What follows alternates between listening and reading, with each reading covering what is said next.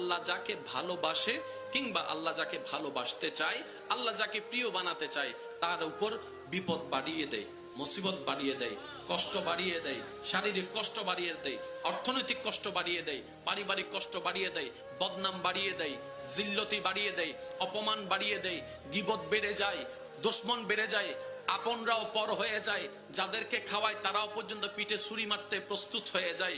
মনে রাখবেন, যখনই জীবনে এমন কিছু অনাকাঙ্ক্ষিত ঘটনা আপনার চোখের সামনে আসবে, আপনার বিবেকের সামনে আসবে, এতটুক মনকে স্থির করিয়ে নেন, আল্লাহ তাআলা আমাকে ধৈর্যের পরীক্ষা নিচ্ছেন। সুবহানাল্লাহ, আল্লাহ আমার ধৈর্যের পরীক্ষা নিচ্ছেন। কেন? কারণ আল্লাহ তাআলা একমাত্র ধৈর্য ধারণকারীর সাথেই থাকেন। ইন্নাল্লাহা মা'আস সাবিরিন। তো রবের সাথে হওয়ার জন্য ধৈর্যের দরকার, ধৈর্য ধরার জন্য বিপদ আপদ কষ্টের সম্মুখীন হওয়ার দরকার। বলেন না সুবহানাল্লাহ।